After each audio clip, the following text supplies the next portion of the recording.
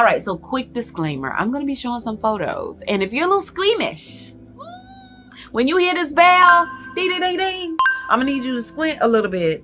And if you know what I'm talking about, and you see this big uterus and it's bloody and it's got all these tumors, I tried to warn you. I'm going to share. So that being said, Subby, I am so sorry. You had asked me a while ago to share my fibroid story, that you also were going to get your fibroids removed. Girl, I don't think we talk enough about reproductive health. I wish I would have known a little bit more about any of these issues when I was younger. Maybe not high school, because I was smelling myself and doing all kind of things and worried about college. But maybe college would have been nice to be on the lookout for fibroids, polycystic ovarian syndrome, which is PCOS, endometriosis, which is the very heavy bleeding because your lining is built up, ovarian cyst that could possibly burst, fibrocystis breast. Like, I wish I would have known these things to kind of look out for when I was going to school and I was out of my mama's house. So I didn't. So, educate your daughters, talk about it, let them know if anything's going on with the system, go get it checked out. Don't wait. I feel like I waited way too long before I decided to address these fibroids. So the beginning of my fibroid story really starts after I graduated from college, and I was an admin gym goer, and I was working out a lot because I was trying to keep it tight, trying to be cute. And I'm running and I'm like, gosh, it always felt like my insides was going to fall out after I finished running. And at the gym, I noticed I could no longer comfortably lie on the floor and do like the Superman lifts. I couldn't. My abdomen was hurting, and I felt like out of all the diets, I was doing a lot of dieting. I was doing, what do they call it? Low carb, Atkins, South Beach, whatever you want to call it. I was doing it at that time, but I was not losing my midsection. I had a little pooch, little muffin top, little faux pas. I had that and I couldn't get rid of it, and I didn't know why. I was looking like 1 to 2 months pregnant. I didn't understand. I went to my monthly well woman and saw a gynecologist, and she examined me and she does all of that. Do you feel that? I think you should go for ultrasound. I was like, okay, I'll go. And I came back to get the results of the ultrasound, and she begins to tell me that I have fibroids. And she goes, well, I just want to let you know that you have fibroids, but don't worry at all. You're a great candidate for surgery, and it's not going to be the type of surgery for lasers. We're going to be, and as she is just talking, it sounds like wah, wah, wah, wah, wah, wah, wah. Because I'm looking at her like, what are fibroids? Am I going to die? Like, what does this mean? Am I okay? Can I have kids? And surgery? What surgery? She goes, so we can get you all signed up today if you're ready.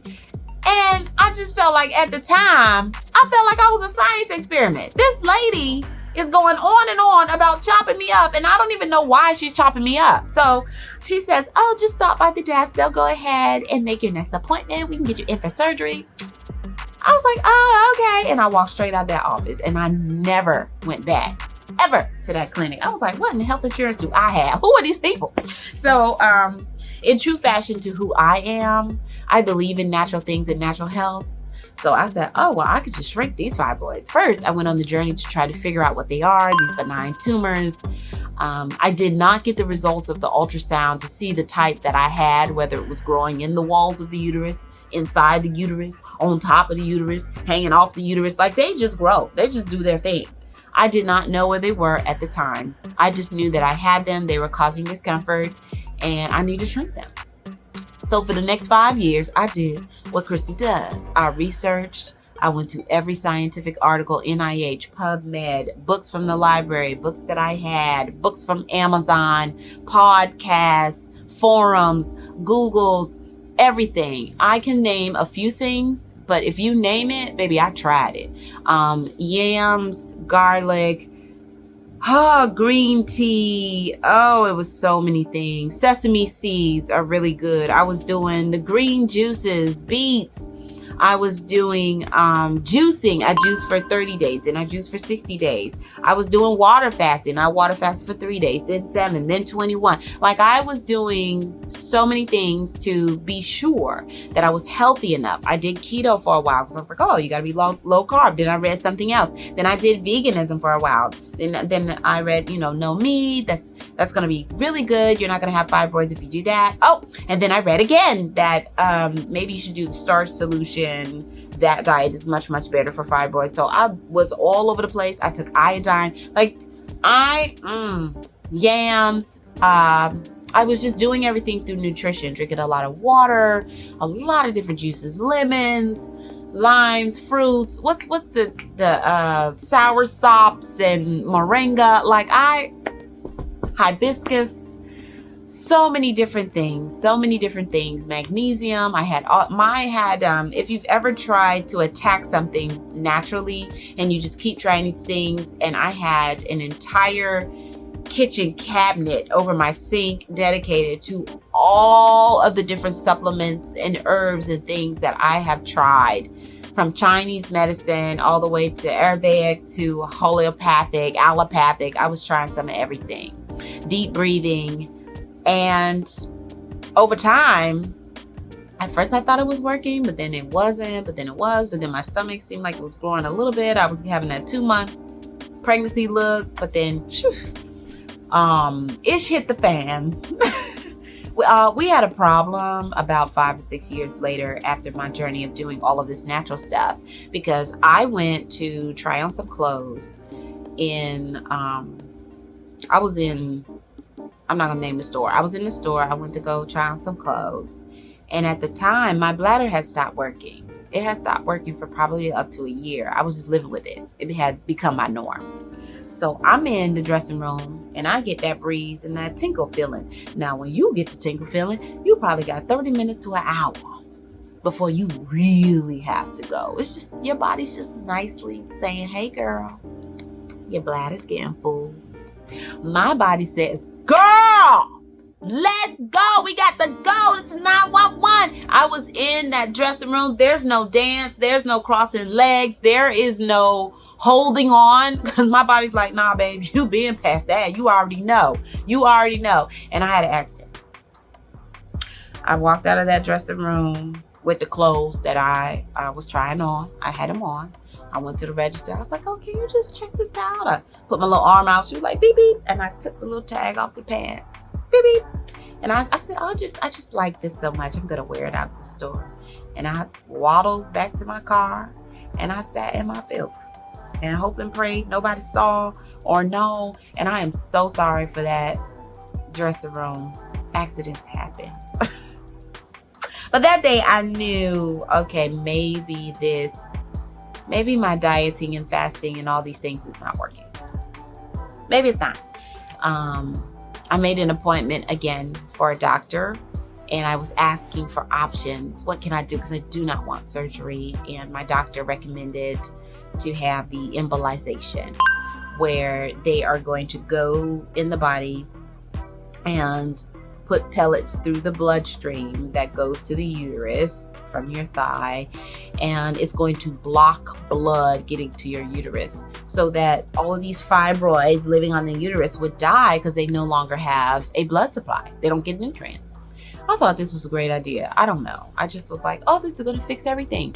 The way my doctor explained it to me, my fibroids would shrink, my uterus would go back to normal, everything would be great. I would be able to hold my bladder again. Well, if you look at the MRI, you can see that a normal bladder is about this big. But my bladder, because fibroids are sitting on it, there's one about the size of a grapefruit just sitting on the bladder, pushing it down. So my bladder was about that big. And my spine is pressing back on my spine. So I was like, oh, is that why I have sometimes shooting pain? I would have shooting pains in my fingers and my feet and toes. I wouldn't tell anybody. It became normal. Sometimes I'd be driving and I would go completely blind and I would just pull off the road and wait. You know what? Now that I talk about it, I really should have gone to the doctor, but I just thought I was tired. I don't know. I thought food would be I was praying. You know, the woman, the 12 years she suffered, she touched the hem of his garment. I was going to be miraculously healed. Well, also, if you look at the MRI, you can see that the fibroids were also pushing through the abdominal cavity. So that's why my stomach would never be flat, because it broke through the wall. And I was like, how is that happening? So I got the embolization procedure, and it was the worst pain. Woo! Hey, yay! Because I was like, I'm all natural, because they prescribe you oxycodone. And I was like, I would never take that. When that pain hit, when the pain is so bad, when you just want to be naked, you take all your clothes off, you can sit on the toilet, you start screaming Jesus. And I had that oxy like Skittles. I was like, my Skittles like sunflower seeds. That's how I was doing that oxy pop. The pills, I was like, please let the pain go away. Woo! If you've ever had that procedure. Woo! Right after that procedure, once your uterus realizes it's not getting blood and it's going and contracting and having all these, that's some pain. That is pain. It was painful for a day and a half. Oh, it was so bad. I was in an apartment too. I hope I wasn't screaming too loud, but it hurt. So after that, I felt like my fibroids were shrinking because I could hold my bladder again. That was great. My abdomen wasn't very hard to the touch. It was actually a little squishy. And I had lost pressure on my spine. I actually could move around without any pain. So I said, oh, my fibroids must be shrinking. I thought that was the end of the story. Yeah. No. Several years later, I noticed that my abdomen is giving me 3 months pregnant. I don't know why. I don't know. I started buying shapers like everyone else, and that wasn't working. I was like, this is false advertisement. Well, if it's fat is soft and pliable and you can suck it in. Fibroids are hard masses that you can't move. So that was why there was no sucking in with my shapers. And I was working out. I just didn't understand what was going on with my body. And I was like, there's no way. And I laid on my stomach, and I promise I felt some pain in my throat from laying on my stomach. I said, all right. I have tried so many things. And if I watch one more YouTube video about shrinking your fibroids, I don't know no more teas, no more pills. What is going on with me? And I even went to Yaki Awakens, one of his conference. I went there just for the sole purpose of shrinking these fibroids. And I bought one of his packages, and I was trying it. I was drinking the bitters, and let me tell you, I was doing all this. I wasn't really getting the relief. My symptoms were coming back, and I was like, you have to be crazy. Well, embolization, what I did not know at the time, embolization is not going to 100% shrink those fibroids. Now, some of them might die, but they can calcify. They can get very hard and just sit there. So I went to Dr. King. Dr. King is phenomenal. I was referred to her during the pandemic, but I was at my well woman appointment, and she told me, I need to connect you with my gynecologist. And I started thinking, I was like, wait, your gynecologist goes to a gynecologist. She goes to see an OBGYN. You want to go to the one she goes to. She says, all of the doctors go to Dr. King. We don't play. She said, I would never go to anyone else, so you should try to go too. But she's in high demand. There's a wait list. I said, well, let me find out. I want to go to Dr. King. Dr. King had a 4-month waiting list. I was like, dang, but I didn't care because it was that time. It was that time. And it was so refreshing to meet someone that cares about women, to meet a OBGYN that not only will deliver your baby, but she also will assist you if you want to freeze your eggs, or she does your well woman exam if you need a biopsy. Like, oh, it was just, she's amazing. Just holistically around the board, does everything. She takes care of the fibroids. If you have endometriosis, like all things reproductive health, is Dr. King. Now, the thing about her, and I want other doctors to know, I have never, ever been in a doctor's appointment where she comes in fully present, asking me questions sincerely, how do I feel? Scoops that little stool up and rolls. So, what brings you in today? Like, generally listening, asking. I said, wait a minute, is she 100% present? Because, you know, doctors get you in, get you out, get you in, get you out. Not Dr. King. She was so present. She had whoever's assisting her or whoever's learning, that person is taking the notes. Because normally your doctor got to take notes and then you're out. Or they'll have a nurse in there. She was taking all the notes, and Dr. King would say, could you please add this? And, you know, address her to do things as well.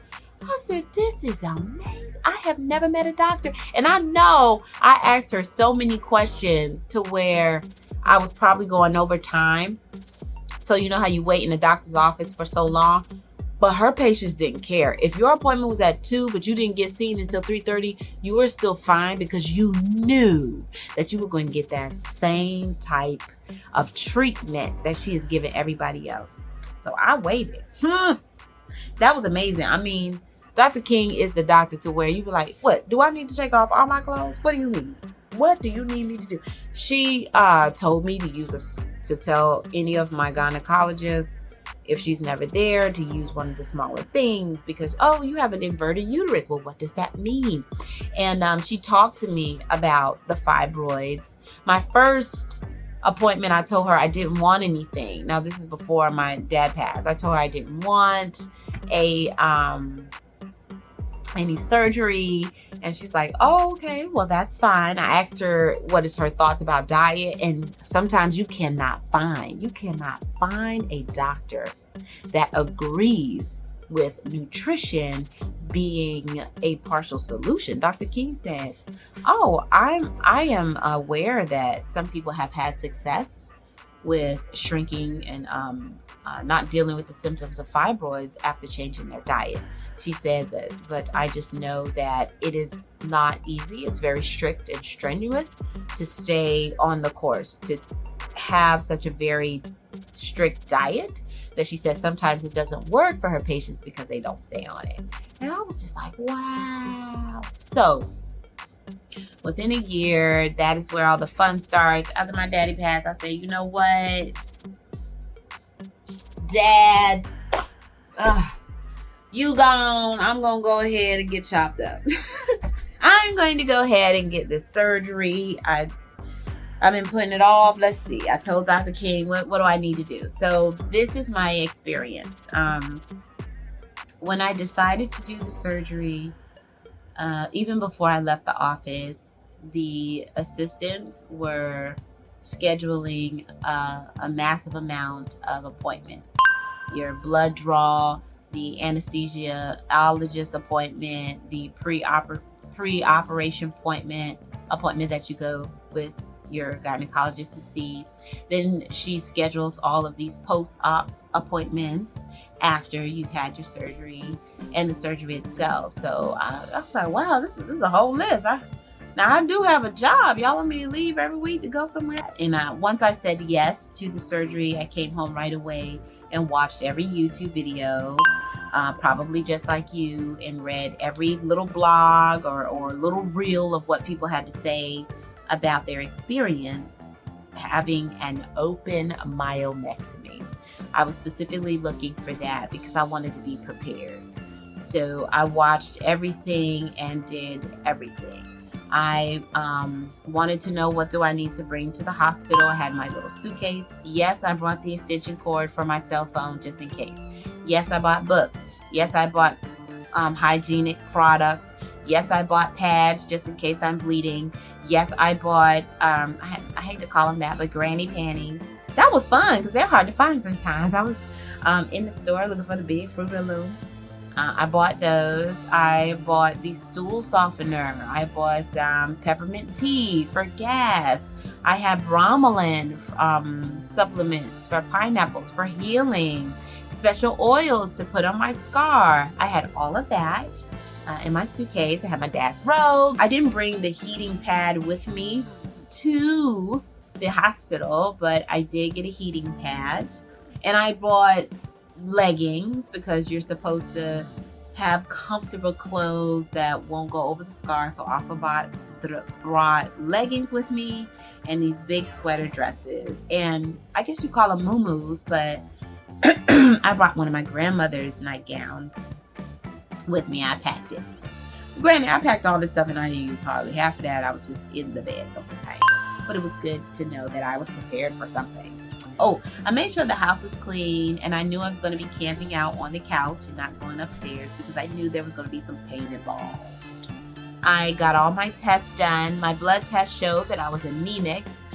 Something I found out is if you're having an operation or a surgery, you can always get your blood drawn so that if you do need a blood transfusion on the table, they could just take your blood and put your blood back in you. So I tried to do that, and they was like, girl, your iron's so low, you be done passed out. I'm like, dang. And I know, because I've been cold all my life. It'll be 90 degrees outside, and you got that one friend who's like, can I get my jacket? Girl! That was me. So I knew that was going to be an issue, and Dr. King told me if push comes to shove, she would probably give me an iron transfusion, in which I did get one. So that was something to think about. And before you go into the hospital, you're supposed to use the special soap from the drugstore to wash the area really well. They're going to wash it again, by the way, but they just tell you to do that and not eat or drink before, but you're still wired up. And so the day of the surgery, I go in, I have my little suitcase. I am prepared. I know this is going to be something to experience. And I was very emotional because I felt like they was going to do me like Dr. Death. I watched the series. If y'all haven't watched it, I felt like they was going to conspire.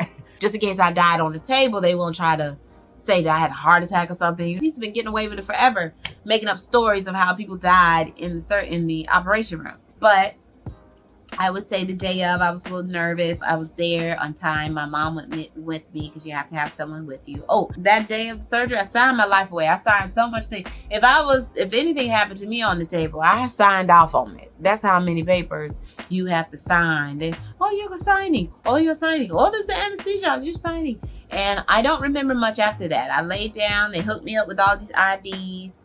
I remember a team of people coming in, and she goes, oh, well, I'm your anesthesiologist, but she's not actually doing it.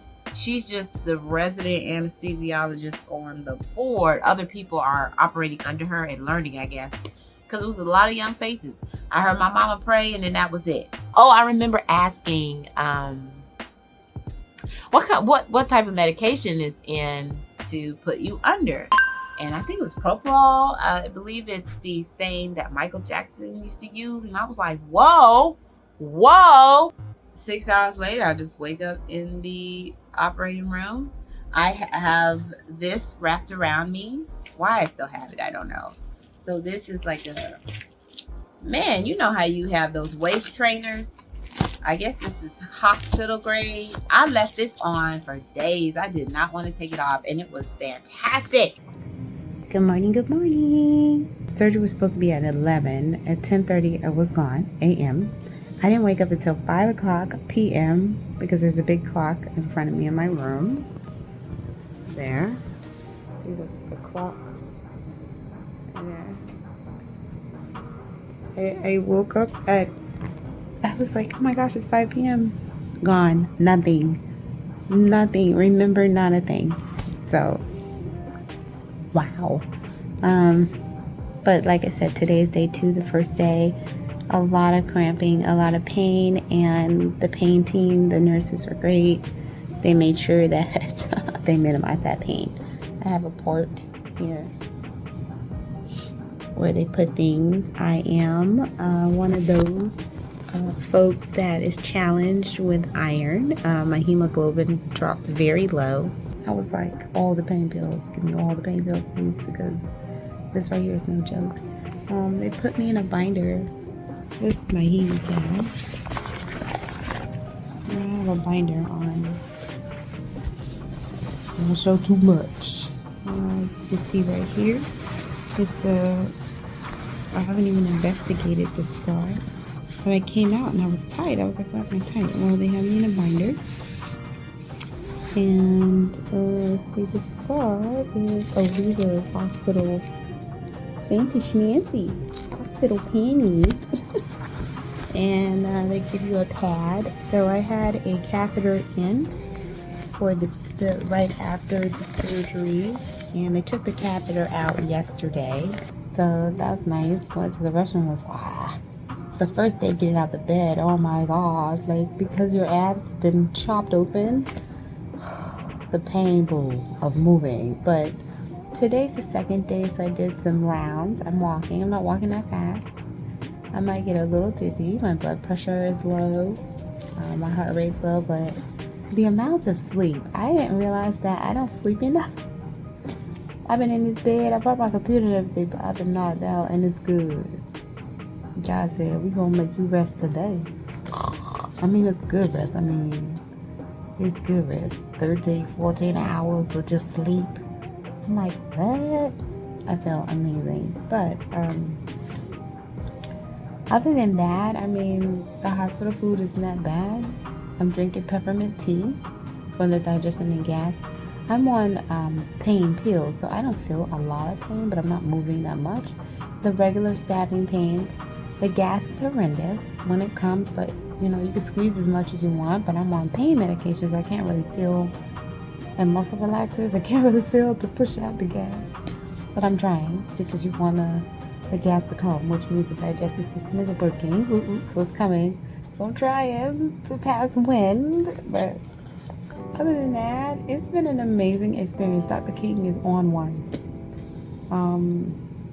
I would say, the first day my throat was a little sore, of course, because the anesthesia and the tube they put down your throat and how long it was there. I believe the procedure took about anywhere from 2.5 to 3 hours because I had so many, and they wanted me to be using this breathing apparatus, which it is the bane of my existence because my lung capacity, like, oh my gosh, I am having the hardest time making this little bubble come up. But they want me to really keep doing that because, you know, the areolas in your lungs will get sticky because I was on anesthesia for so long time, and you want to recover from that. So I'll do it. I just don't want to, but I know my health is so important. Like, you know, this life is funny like that. You could try to work yourself to death, be so successful, do all these things, but if you don't feel well, if your body's out of whack, like it's not gonna work. It's not gonna be the bee's knees. But I can't really show you the scar right now. I can't. It is so low. When I say my doctor said she was vain, so she said if somebody sees your scar, you need to be paying them. And they're gonna send me to physical therapy because I've gone so many years with carrying around these things. The other thing is I pray that my uterus naturally repairs itself, that God does his due with my body, because, you know, my uterus just has been stretched out so big for so long. Like it'll stretch for a baby about 9 months and then go back. But no, I had it stretched out for years, and my doctor equated it to someone who's obese and then they lose weight and they have a lot of saggy skin. So because I had my uterus stretched for so long, once they cut out as many of the fibroids as they could, the uterus will begin to shrink, but it's gonna be a bit saggy, so it may never shrink back to the little small tiny size it should. But you see the picture, it's kind of big after they cut it open and they sewed it back together. But I do want to be a mom, so I hope this is a fantastic way to begin the journey of that. And I also am a little nervous. They like to give you estradiol, like a almost like a birth control, like a hormone to keep you regular, because they don't want them to grow back. I don't want them to grow back. I'm not real big on taking estrogen. I'm like, I thought estrogen dominance was the reason why I have all these. Are you gonna give me estrogen? I don't know. We'll see.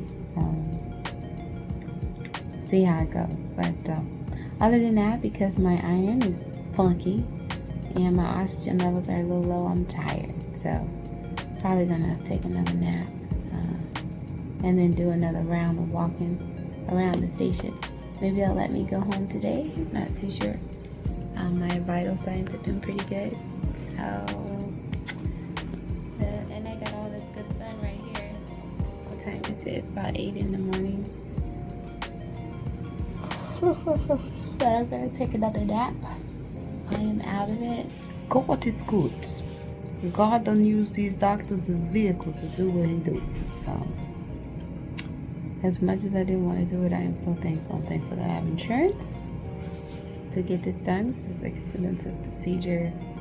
And that I have people that love me. My mom is here, taking care of me. She went home though. She was like 2 days. I need to get in bed. I need to shower. She'll be back today. So, fibroids, I tell you. But it's wonderful to have people that know how to work with these things. One day we'll figure out what's causing them. It's an interesting type of pain because you're still groggy. You're waking up from the anesthesia, and you have this. I had this constant little drip IV, and she was like, "Do you want us to put a little bit more in there?" I don't know. I was like, I don't need these meds. And then I started feeling a little bit more pain. I was like, you know what? Go ahead, put all the meds. Fill the bag up. Matter of fact, put 2 bags on the bar, because whatever this burning sensation is, we don't need to feel it. So they had me taking medication every 3 to 4 hours. I was taking something from an opioid to a nerve relaxer to a muscle relaxer, because even though I had this around me, I was very inflamed. And she told me that they removed 52 fibroids. This is a picture of my uterus before she had the opportunity to cut off or remove the fibroids. And this is what my uterus looked like after. Now keep in mind, your uterus is supposed to be about this big, and mine was about this big. I was trying to ask her, how did you get that back in me? Did you push? How did you get that back in? But she told me that my fibroids were growing towards my spine. So sometimes when people have them, they look pregnant. You can see because the uterus is pointing outwards. My fibroids were all in the back of the uterus, which allowed me to go a lot longer hidden, because you really couldn't see it. You would just think that I just had a belly. What surprised me was they give you the hospital pad to use, and I had bought all of my own pads, but I did not bleed profusely. And I just want to caveat right here, a lot of times when people have fibroids, they also have other complications like endometriosis. God has blessed me in that space where I've never experienced heavy bleeding and having to wear Depends instead of always pads. And I will tell you, Dr. King said that she is vain. She does not. She said if anybody can see your scar, then they need to be paying you, because it's going to be low enough and it's going to be so close and so discreet. And it is. I could not believe it. I could not believe how she got that scar to be so small, but yet she pulled this huge uterus out of it. I don't know. Now in the hospital, the food, I normally just ate fruit. That's all I ordered. I might have ordered soup. I do remember one day I ordered fries, but I didn't even want them. My body just wanted to relax. It was tired. It wanted water, maybe a little bit of soup, some pineapple or strawberries. That was it.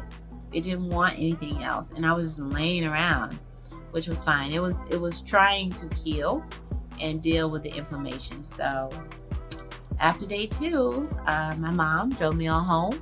Now I did all the things. Like I said, my house is clean, so I wouldn't have to worry about that. I just did my little waddle and I camped out on the couch. I slept on the couch just not to overexert myself.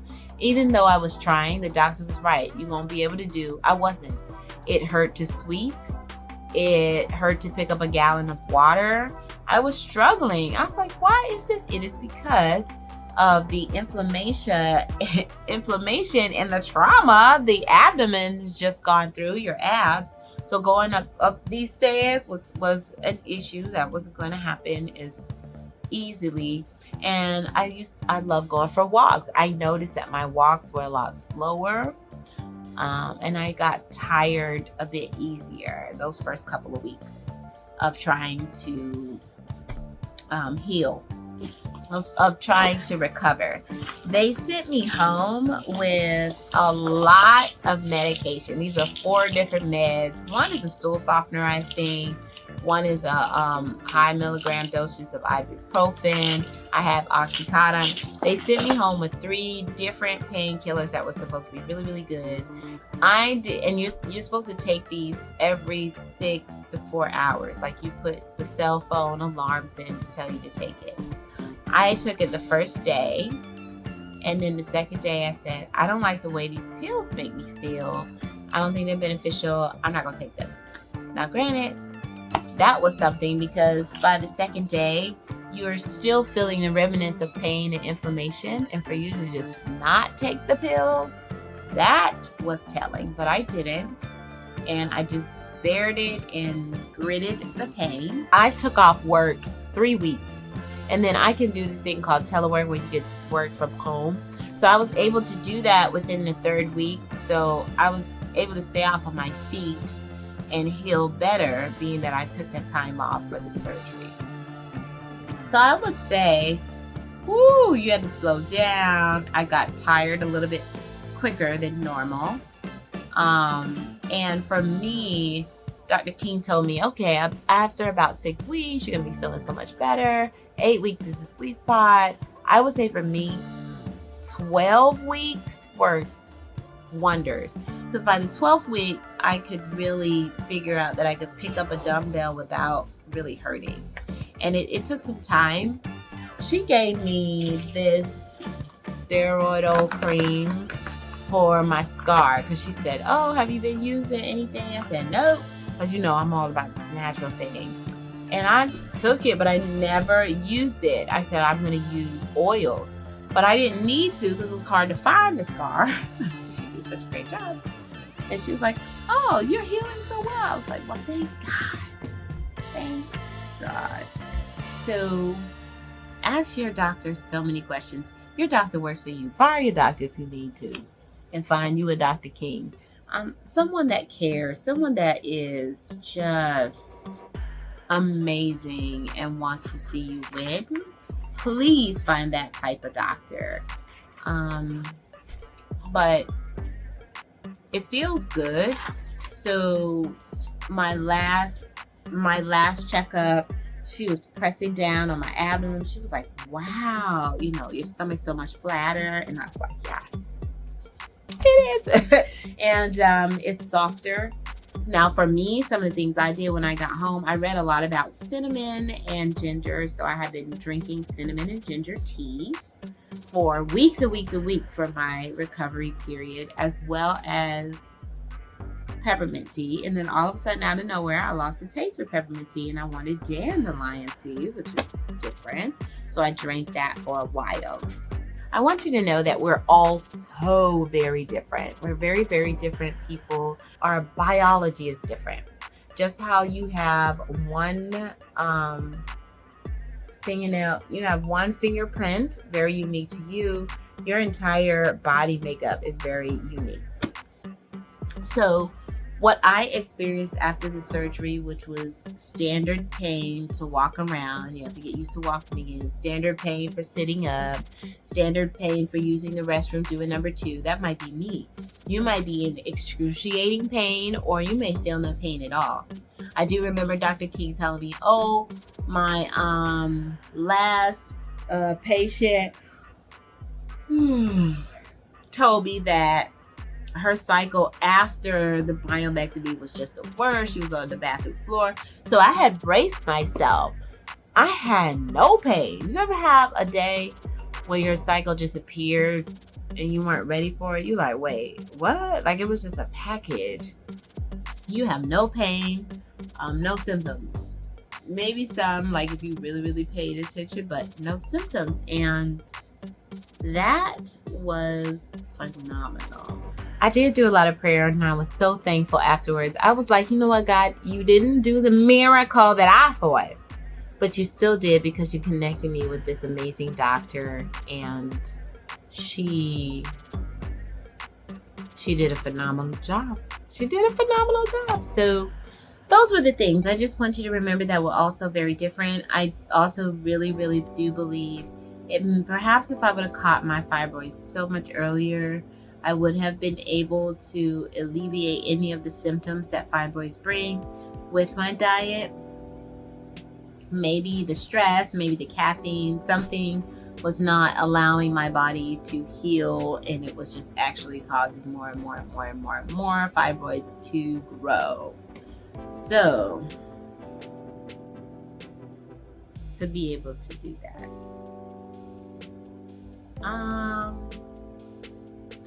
I'm filming this very late, and I think I just fell asleep on camera. That is where I ended up. It was amazing. I still believe in all natural things. It's just for my case, whatever was going on with my fibroids, the all natural thing was not going to work. It was not going to happen. So thank you so much. I hope that I eased some of your angst. So I pray for you all. I don't want anyone to go through those things. It seems to be a little bit more prevalent. So hopefully I have answered any of your questions for fibroids. If you have more, let me know.